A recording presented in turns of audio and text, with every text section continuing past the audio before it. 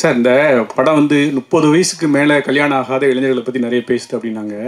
சமீப காலமாக 2-3 வருஷத்தில் நிறைய பேர் ஜென்ஸ் வந்து பொண்ணு கிடைக்காம கஷ்டப்படுறாங்க. அப்படியே பொண்ணு கிடைச்சாலும் எல்லா பொண்ணும் ஐடி கேட்குறாங்க, இன்ஜினியரிங்காங்க, டாக்டருங்காங்க, மற்ற கொஞ்சம் கவர்மெண்ட் வேலை. இந்த மற்றவங்களாம் வந்து ரொம்ப பாதிக்கப்படுறாங்க. ஒரு மீடியா வச்சுக்கோங்க, கேமராமேன் வச்சுக்கோங்க, நடிகர் வச்சுக்கோங்க, ஒரு ப்ரைவேட்டில் வேலை பார்க்கவங்கலாம். அதை பற்றி என்ன சொல்ல வரீங்க? இந்த படம் என்ன சொல்ல வருது?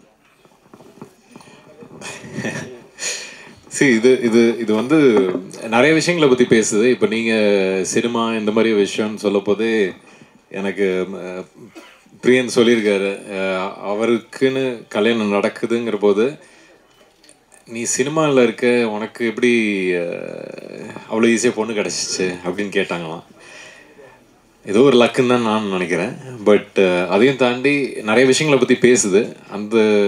அதெல்லாம் நீங்கள் படம் பார்த்து புரிஞ்சுக்கணும்னு நான் நம்புகிறேன். ஏன்னா ஜாலியாக தான் சொல்லியிருக்கோம், யோசிக்க வேண்டிய விஷயம், ஆனால் ஜாலியாக சொல்கிற விதத்தில் சொல்லியிருக்கோம். நான் இப்போ ஏதாவது சொல்லுவேன் ஜாலிக்கு, அப்புறம் அதை எடுத்து வேறு ஏதாவது பிரச்சனையாக்கி விட்டுருவீங்க.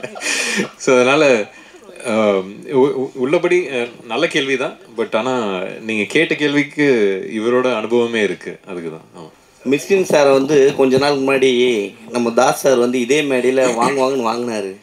ஆமாம், பார்த்தேன்.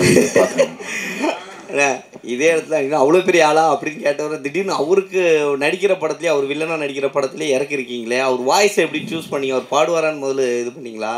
இல்லை, இது இந்த கேள்வி மிஸ்கின் பாடினதை பற்றி பேசணுமா இல்லை அதை பற்றி சொல்லணுமா? எப்படின்னாலும் சொல்லலாம். அது இல்லை என்னன்னா சிசி, நம்ம கலைஞர்களாக இருக்கும் பொழுது, நம்ம உணர்ச்சி பெருகும் பொழுது நம்ம சிலது பேசலாம் இருந்தது. ஆமாம்மா, இல்லை என்னன்னா அதான் அது ஒரு இஷ்யூ சார்ந்து அவர் பேசினார். பட் தனிப்பட்ட முறையிலலாம் அப்படி எதுவும் இல்லைன்னு நான் நினைக்கிறேன். அவர் அப்படியும் சொல்லவும் இல்லை. அதே மாதிரி மிஸ்கின் சார்கிட்டையுமே நான் சொன்னேன், அவர் இந்த படத்தில் பாடி அவர் சூப்பர் நடிச்சிருக்காரா, சூப்பர் அப்படின்னு தான். ஸோ கலைஞர்கள் என்னென்ன இப்போ பொதுவாக வெளியிலேருந்து பார்க்கும்போது இவருக்கு அவர் போட்டி, இவரை சொல்லிட்டாரு அப்படின்றதெல்லாம் வந்து ஆக்சுவலாக உள்ள எதுவுமே இருக்காது. அடுத்த நாள் திரும்ப இதே இண்டஸ்ட்ரியில் தான் நம்ம இருக்கணும். ஸோ அதனால் இந்த மனிதாபிமானம்ன்றது எல்லாருக்குமே, என்ன மனிதர்களாக படாத கஷ்டம் கிடையாது, இல்லை நிறைய இடிப்பட்டு தான் ஒரு இடத்துக்கு வரோம். ஸோ அதனால் அங்கே ஃபுல் ஸ்டாப் வச்சுட்டு மிஸ்கின் சார் பாடினதுக்கு வரேன்.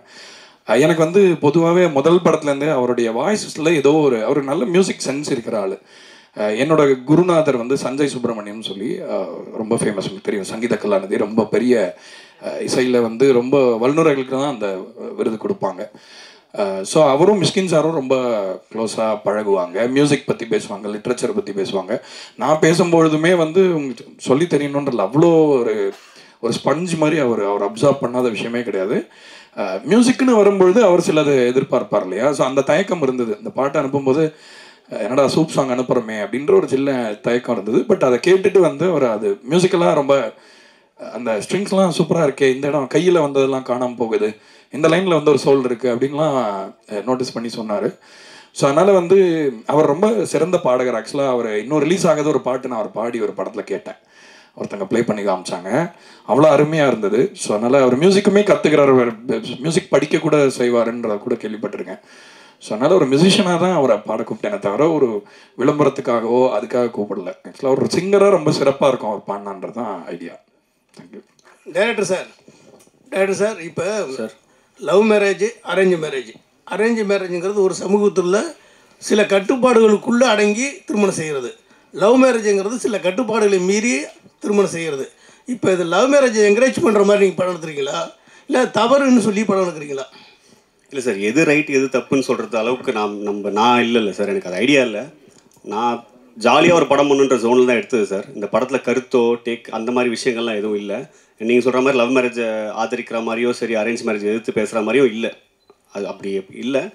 பட் பர்சனலாக கேட்டிங்கன்னா வேணால் சொல்லலாம் சார். பர்சனலாக லவ் மேரேஜ் ஒரு பெட்டர் சாய்ஸாக நான் ஃபீல் பண்ணுறேன். எனக்கு அது பெட்டராக இருந்திருக்கு. நான் லவ் மேரேஜ் பண்ணேன், எனக்கு பெட்டராக இருந்துச்சு. எல்லோரும் அதே மாதிரி பண்ணால் நல்லா தான் இருக்கும், சூப்பராக இருக்கும், ஜாலியாக இருக்கலாம் sir. Doctor sir, love marriage அதில் லவ்வில் மேலே வந்து ஒரு அண்டர்ஃபீல் கோடு வருது. ஏன் அந்த அண்டர்ஃபீல்? ஏன்னா வந்து இப்போ நம்ம படித்தோன்னு வச்சிங்களேன், பாதியில் நிப்பாட்டினா அந்த கோடு போடுவாங்க. ஏன் அந்த கோடு? ஒருவேளை லவ் மேரேஜ் வந்து சக்ஸஸ்ஃபுல்லாக ஆகலையா சார்? உண்மையை சொல்லணும்னா இதுக்கு ஏதாவது இன்டெலெக்சுவலாக சொல்லணும்னு ஆசையாக இருக்குது சார். சொல்லுங்கள். ஜெனுனாவே டிசைனர் தான் சார் பண்ணார். இதுக்கு இல்லைன்னு ஏதாவது எடுத்து சொன்னால் சூப்பராக இருக்கும், ஏதாவது கண்டென்ட் ஆகணும்னு ஆசையாக இருக்குது. எனக்கு டக்குன்னு தோண மாட்டேன், அவ்வளோ ஸ்பான்டேனியஸாக வரல சார். ஐயா வந்து சொல்லிட்டுருப்பா டக்குன்னு, எனக்கு வர மாட்டேங்குது. உண்மையாகவே டிசைனர் பண்ணி கொடுத்தாரு சார். என்கிட்ட ஒரு ஃப்ரெண்ட் இருக்கார், ரொம்ப இது பார்க்குற ஒரு ராசி பார்க்குற ஒரு ஃப்ரெண்ட் ஒருத்தர் இருக்கார், இங்கே கூட இருக்கார், சொல்ல விரும்பல. அவர் வந்து மேலே இழுத்து இருக்கு, இது கீழே இறங்கி இருக்கு, என்ன ராசி பார்த்தீங்க அப்படின்னாரு. எனக்கு ஒரு மாதிரி ஷாக்கிங்காக இருந்துச்சு. நான் இப்போ 8-10 வருஷம் சினிமாவில் இருக்கு, இப்படி ஒரு ராசி யாருமே சொன்னது இல்லையே, எப்படின்னு யோசிச்சாரு. இப்போ நீங்கள் அதை கேட்கும் போது எனக்கு அதுதான் சார் ஞாபகம் வருது. பட் ரேண்டமாக டிசைனர் பண்ணார் சார், எல்லோ டூத் ஒரு Kerala designer sir. Music director sir. Sir எப்பவுமே வந்து மிஷ்கின் சார் வந்து இளையராஜா பற்றி தான் பெருமையாக பேசிகிட்டே இருப்பார். அவர்கிட்ட கேட்டால் பாடல்கள் வந்து என்ன வேணால் சொல்லுவார். ஸோ உங்ககிட்ட ஏதாவது சொன்னாரா, இல்லை அவர் பண்ணுற பாட்டு தான் பண்ணுவேன்னு சொல்லியிருந்தாரா, மென்ஷன் பண்ணியிருந்தாரா ஏதாவது? என்ன உங்கள் லாஸ்ட் இது இல்லை என்னன்னா இளையராஜாவுக்காக தான் நான் பாடுவேன்னு ஏதாவது சொல்லியிருந்தாரா? இல்லை, அவர் நம்மளுக்காக பாடியிருக்காரு. அப்படி இல்லை. அதாவது என்னன்னா, நான் அதை எப்படி புரிஞ்சுக்கிறேன் உங்கள் கேள்வின்னா, அவர் வந்து ரொம்ப என்டார்ஸ் பண்ணுற ஒரு கலைஞராக இளையராஜா சார் தான் இருக்கார். மற்றவங்களுக்கு எப்படி பாடுறாரு அப்படின்றதான் உங்கள் கேள்வியா? ஓகே. ஸோ ஆக்சுவலாக என்னென்னா, நம்ம எல்லாருமே இப்போ நானுமே வந்து ராஜா சாருக்கு ஒரு பாட்டு பாடினேன்னு ரிலீஸ் ஆகலாது. பட் இளையராஜா சார் வந்து ஒரு பெரிய நட்சத்திரம் மாதிரி, அவர் ஒளி வந்து யார் மேலேயுமே படம் இருக்காது. ஸோ அந்த ஒரு அடிப்படையில் ஒரு ஃபேனாக தான் அவரை சொல்கிறேன். அண்ட் சிறந்த ஒரு கலைஞர் அண்ட் ஒரு நம்ம எல்லாருக்குமே சீனியர் இண்டஸ்ட்ரியில்ன்ற முறையில். But Mysskin sir is very very open for collaboration. In fact நான் சொன்னேன், அவர் என்னை பற்றி கேள்விப்பட்டிருந்தாருன்னா இந்த பாட்டை எதிர்பார்த்துருக்க மாட்டார் என்கிட்டேருந்து. இப்போ ஃபார் எக்ஸாம்பிள் அவர் வந்து ஒரு மாதிரி ஒரு சோல்ஃபுல்லான பாட்டா அந்த மாதிரி இவன் அனுப்புவான் அப்படின்னு அவர் நினச்சிருந்துருக்கலாம். பட் ஆனால் நம்ம அனுப்பின பாட்டு அந்த மாதிரி இல்லைன்னா கூட அந்த பாட்டுக்கு நம்ம கொலாபரேட் பண்ணலாமே, ஜாலியாக ஒரு பாட்டு பண்ணலாமேன்ற இதுதான். பொதுவாகவே அவரை பற்றி நான் மிஷ்கின் சாரை பற்றி ஒன்று கிளாரிஃபை பண்ண விரும்புகிறேன். அவர் வந்து சினிமாவை பற்றி ரொம்ப சீரியஸாக பேசுறதுனால அவர் வந்து என்னமோ ரொம்ப சீரியஸான ஆள், அவருக்கு ஒரு ஃபன்னியாக இருக்க மாட்டார், ஜோவிலாக இருக்க முடியாதுன்றல அவர் ரொம்ப லைட் ஹார்ட்டடான பர்சனாக தான் எனக்கு தோணார் என்னோட இன்ட்ராக்ஷன்லேருந்து. அண்ட் இளையராஜா சாரோட லவ் வந்து அவரோட பர்சனல் லவ். பட் உங்களுக்கும் தெரியும், நான் வந்து ராஜா சாரோட பெரிய ரசிகன் அப்படிங்கிறதுனால அந்த ஒரு புள்ளியில் இணைஞ்சோன்னு நினைக்கிறேன். ஐ திங்க் ரெண்டு பேருக்குமே அந்த ஒரு சென்சிபிலிட்டி பிடிச்சதுனால மேபி அப்படி தோணுச்சு. சார் மிஷ்கின் சார் 3 மணி நேரம் எடுத்துக்கிட்டாரா பாடுறதுக்கு? 2 மணி நேரத்தில் முடிச்சுட்டார். ஆக்சுவலாக ஒரு பாட்டு வந்து ஒரே ஒரு வாட்டி தான் கேட்டார், வந்துட்டு பாடிட்டு அப்படியே கிளம்பிட்டாருன்னா அடுத்த ஒரு ஷூட் இருந்தது, ரொம்ப அருமையாக பாடினார். சார் மிஷ்கின் சார் எப்பவுமே எல்லா படத்துக்கும் ப்ரொமோஷனுக்கு வருவார். லாஸ்ட்டு ஒரு மேடையில் வந்து ப்ரொமோஷன் கூப்பிட்டா 5 லட்ச ரூபா கொடுத்தா தான் வருவேன்னு சொன்னார். நீங்கள் என்ன கூப்பிட்டு பார்த்தீங்களா? இல்லை, எனக்கு அதை பற்றி தனிப்பட்ட கருத்தில் எனக்கு தெரியவும் தெரியாது. தெரிஞ்சாலும் நான் சொல்லக்கூடிய ஆள் இல்லை, எனக்கு அதை பற்றி தெரியல. சார் மைக் சார், நீங்கள் வந்து அரேஞ்ச்மெண்ட் மேரேஜ்னு நினைக்கிறேன். ஆனால் அன்னை இல்லத்தில் நிறைய காதல் திருமணம், இப்போ கூட காதல் திருமணம் நடந்திருக்கு. உங்களோட தனிப்பட்ட பார்வையில் இப்போ உள்ள ஜென்ரேஷன் வந்து லவ் மேரேஜ் பெஸ்ட்டா arrangement marriage?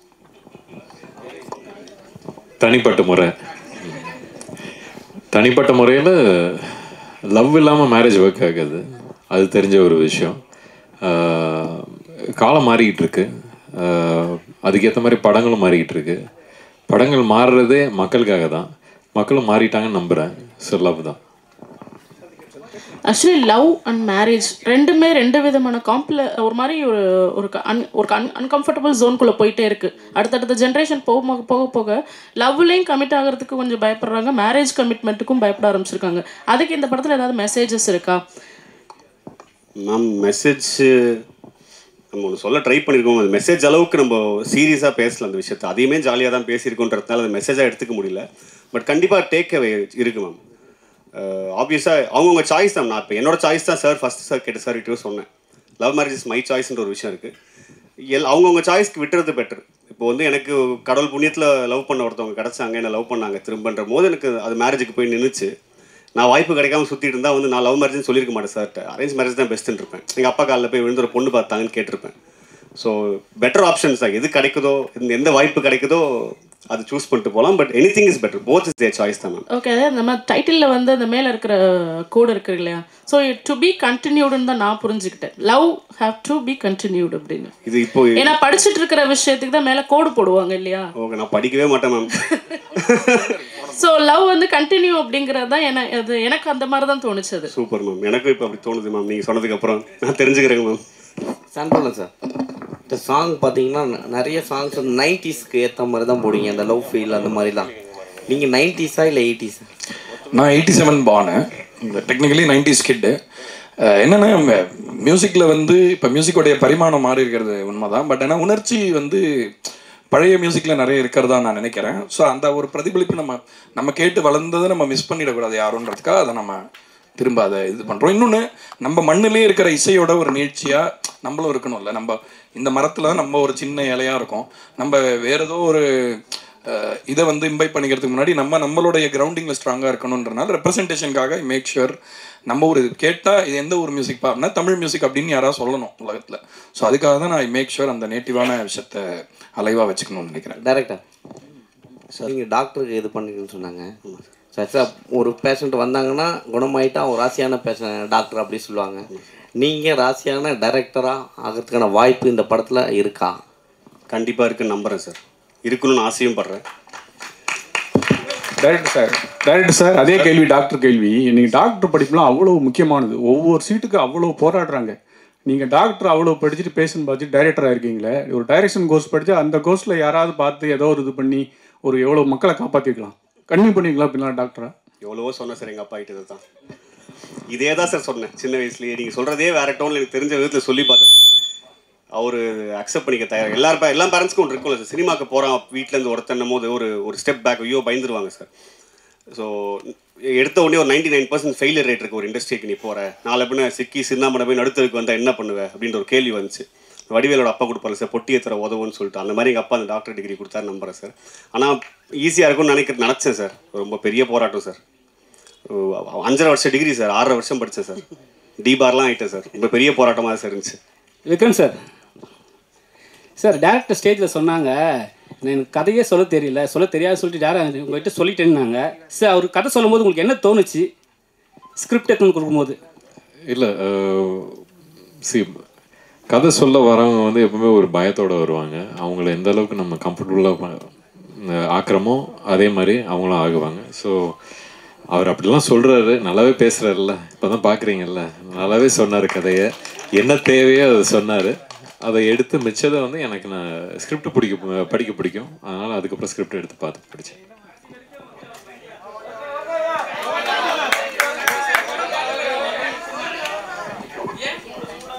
Check. Yes. Thank you so much.